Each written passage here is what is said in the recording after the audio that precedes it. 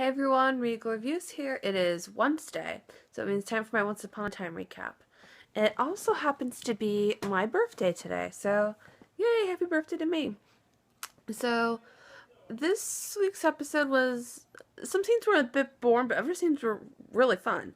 Um, we see that Hook is now on Captain Nemo's ship with his brother Liam, and he's trying to figure out how to get back to Storybrooke. And they can't get back to Storybrooke without the blood of a kraken, so, now they're going to try to look for that.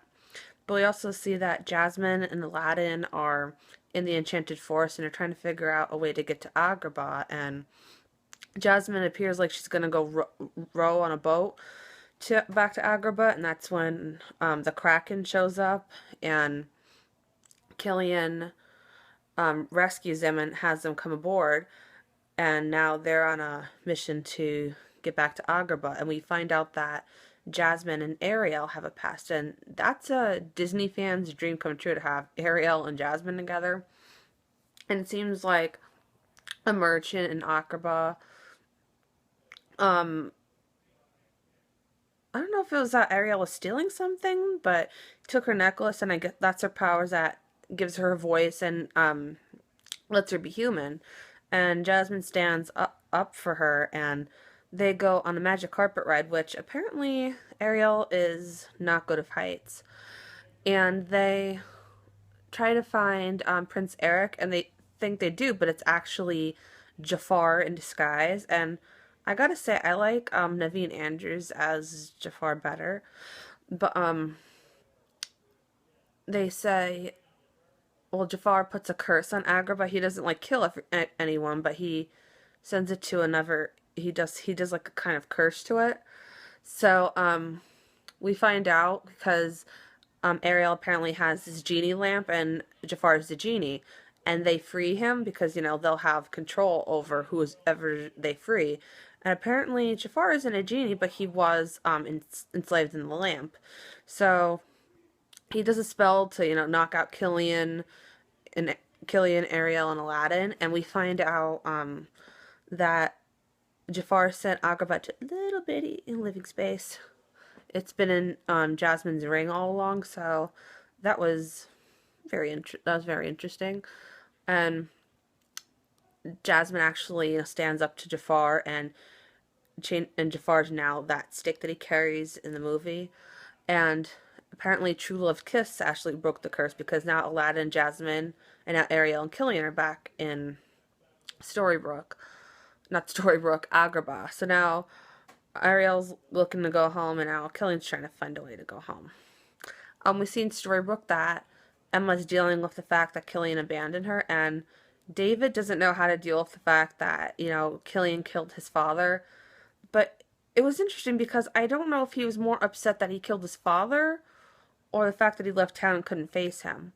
But, Emma's dealing with all these emotions at once, and Regina tries to give her a 2-for-1 coupon, to go to this new pub.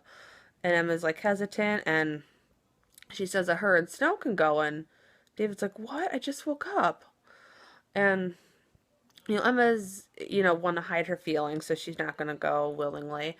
So she gets a call that there's a fight broke out at the pub, and sure enough, it was actually just Snow and Regina just trying to get her way to get down to the pub, and Snow is like really drunk, and it is super funny. She only had one drink in her, but apparently that was all she needed. And Regina is really trying to be a good friend. She's trying to get Emma to open up, and for Emma it's very difficult. And they all need this. They've been through a lot. Killian abandoned Emma. Robin Hood died. The Evil Queen and Regina are now separate, and now Snow, as she put it, she's dealing with a sleeping curse and a toddler at home. So Snow yells at these Vikings for not leaving without paying, and she's like kind of mocking them. Again, keep in mind she's drunk. And they try to settle a waiver with doing darts, and apparently Snow with the archery makes her really good at darts. So later on, Emma actually opens up to the bartender, and she actually does cry that Killian's gone, like her love's gone, and Emma, Snow, and Regina, they kind of have a moment where Snow hugs her and Regina hugs her, all hugging each other, and that was a really nice scene. I have to admit, I that was like a long time coming. Like these three women, they were all like enemies at one point. Now they seem to be like they're really good friends. But we see at the end of the episode when Emma is putting Killian's things in the shed that apparently on the tears she put on the napkin, Gideon needed. Like Gideon was actually the bartender in disguise, and Gideon says that as long as he has these tears, then Killian and Emma can be apart.